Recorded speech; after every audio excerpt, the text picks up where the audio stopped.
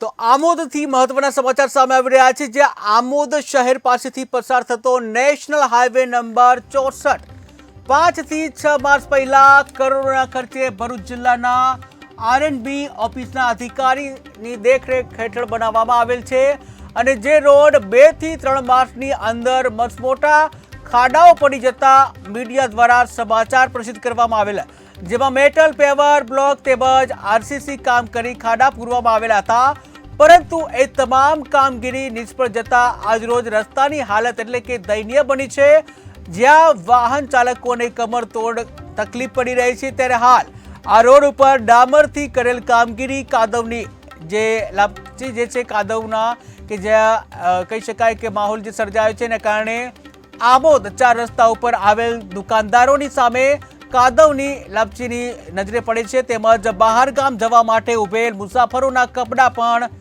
ખરાબ થઈ જવા પડે છે, કે જ્યાં મુસાફરોને પારાવાર હાલાકીનો સામનો કરવો પડી રહ્યો છે, કે જ્યાં ટીવી સ્ક્રીનમાં પણ તમે જોઈ રહ્યા છો, જ્યાં જે કહી શકાય કે રસ્તાના કચડધાણ થઈ ગયા હોય અને જ્યાં કાદવ કીચડ જે નેશનલ હાઈવે ઉપર જોવા મળી રહ્યું છે, જેને લઈને વાહન ચાલકોને પારાવાર મુશ્કેલીનો સામનો કરવો પડી રહ્યો છે।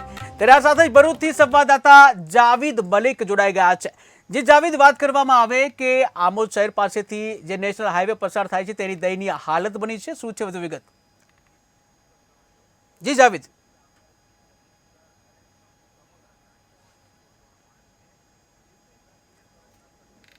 જી જાવીદ, વાત કરવામાં આવે કે આમોદ શહેર પાસેથી નેશનલ હાઈવે 64 પસાર થઈ રહ્યો છે અને તેમાં મસ્ત મોટા ખાડા પણ પડ્યા છે, આ સાથે જ જે કાદવ કીચડ પણ જોવા મળી રહ્યો છે, એકદમ દયનીય હાલત બની ગઈ છે। ત્યારે શું છે વધુ વિગત? જી જાવીદ।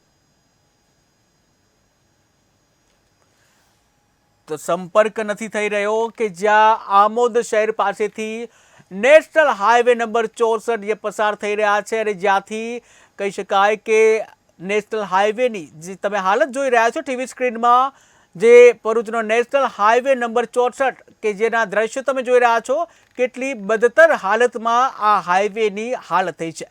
હાઈવે ઉપર એક તો ખાડા પડ્યા છે અને જ્યાં ખાડા પડ્યાની સાથે સાથે કાદવ કીચડ પણ જોવા મળી રહ્યું છે। ત્યારે ભરૂચના આમોદમાં રોડ ઉપર ખાડારા જોવા મળી રહ્યું છે। 6 માસ પહેલા કરોડોના ખર્ચે બનેલ આ બ્રિજમાં ખાડા પડ્યા છે, કે જ્યાં માત્ર 6 મહિના પહેલા આ બ્રિજ બનાવવામાં આવ્યો હતો, જેમાં ઠેર ઠેર ખાડા પડી ગયા છે અને જ્યાં ખાડા પડતા જે રોડની હાલત દયનીય બની છે। ત્યારે તમે જોઈ રહ્યા છો કાદવ કીચડની ભરમારથી ભરપૂર છે આ નેશનલ હાઈવે 64 કે જ્યાં ભરૂચમાંથી પસાર થાય છે, કે જ્યાં આ બ્રિજ છે જેના માત્ર 6 મહિના થયા કે જે બનાવવામાં આવ્યું છે અને માત્ર 6 મહિનામાં તેની હાલત એકદમ બદતર થઈ ગઈ છે, કે જ્યાં ભ્રષ્ટાચાર થયો હોય તે રીતની જે એક વરવા દ્રશ્યો સામે આવી રહ્યા છે।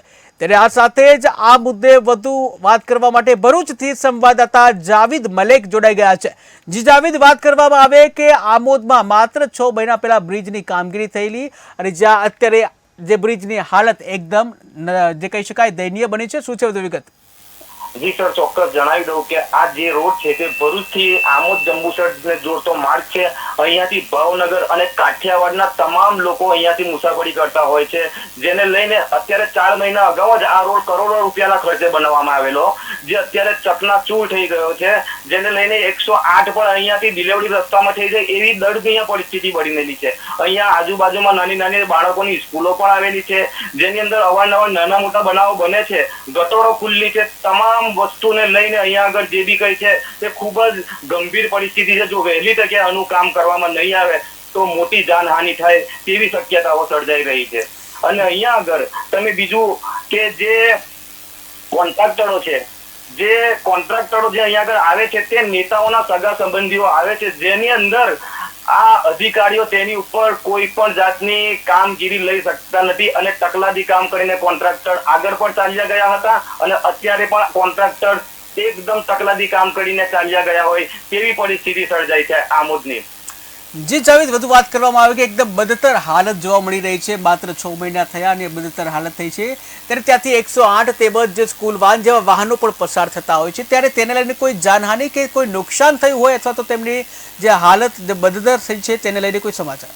અવારનવાર નાના મોટા અકસ્માતો થયા છે, પરંતુ કોઈ ગુનો નોંધાયો નથી, જેને લઈને અત્યારે પણ બે બાઇક સવારો જે કાદવ કીચડ છે તેની અંદર સ્લીપ મારી ગયા હતા, પરંતુ કોઈ વધુ એમને જાનહાનિ થઈ ન હતી, તેના કારણે કેસ થયો નથી. અને જો આ પરિસ્થિતિ આવી ને આવી રહી તો કોઈ મોટી જાનહાનિ થાય તેવી સર્જાય છે. ગટરો આજુબાજુમાં ખુલ્લી છે, મોટા મોટા ખાડાઓ પડેલા છે, આખી રિક્ષા ઉતરી જાય એટલા મોટા મોટા ખાડાઓ પડેલા છે અહીંયા આગળ. જી જાવેદ, છેલ્લો પ્રશ્ન કે જ્યાં આરએનબી ના અધિકારીઓ છે તેઓની દેખરેખ હેઠળ જે બ્રિજ બનતા હોય છે, ત્યારે આ મુદ્દે તેઓના તરફથી કોઈ નિવેદન? આમોદ નગરપાલિકા તરફથી તેમને લેખિત અને મૌખિક જાણ કરવામાં આવેલી છે, પણ હજુ સુધી આરએનબી ના પેટનું પાણી હલતું નથી. જી જાવેદ, સમગ્ર માહિતી બદલ આભાર. તો ભરૂચના આમોદમાં રોડ ઉપર ખાડાઓ પડ્યા છે, ખાડા રાજ જોવા મળી રહ્યું છે, જ્યાં લપસણા રોડ થઈ ગયા છે, રોડ ઉપર કાદવ કીચડ જોવા મળી રહ્યું છે. ત્યારે આ જ રસ્તા ઉપરથી 108 પસાર થાય છે, સ્કૂલના વાહનો પસાર થાય છે, અને જ્યાં મોટી દુર્ઘટના સર્જાય તો કોણ જવાબદાર બનશે? આ બ્રિજ ઉપરથી કોઈ લપસશે અથવા તો અન્ય કોઈ અકસ્માત થશે, લોકોના જીવ જશે તો કોણ જવાબદાર? જેવા અનેક પ્રશ્નો પણ થઈ રહ્યા છે. ત્યારે હાલ તો ભરૂચના આમોદમાં રોડ ઉપર ખાડાઓ પડી ગયા છે. 6 માસ પહેલા કરોડોના ખર્ચે આ બ્રિજ બનાવવામાં આવ્યું, જેમાં ઠેર ઠેર ખાડાઓ જોવા મળી રહ્યા છે, કાદવ કીચડ ગંદકીનું સામ્રાજ્ય જોવા મળી રહ્યું છે. ત્યારે વહેલામાં વહેલી તકે નિરાકરણ કરાય તેવી લોકમાંગ ઉઠી છે.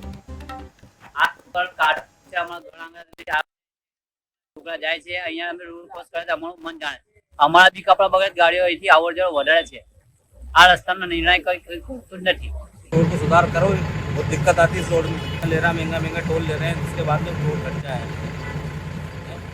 સાહેબ જવા દો ને, વાત જ અમારી કેળો કેળો તૂટી જાય. રિક્ષા ચલાવીએ છીએ અને ગુજરાન ચલાવે છે, પણ રોડ જ એટલા ખરાબ છે કે અમારે કેવી રીતે ડ્રાઇવિંગ કરવું ને કઈ રીતે ગાડીને બચાવવાનું. મેન્ટેનન્સનો ખર્ચો બી એટલો આવે છે, ટાયરો બી નવા નવા ફૂટી જાય છે.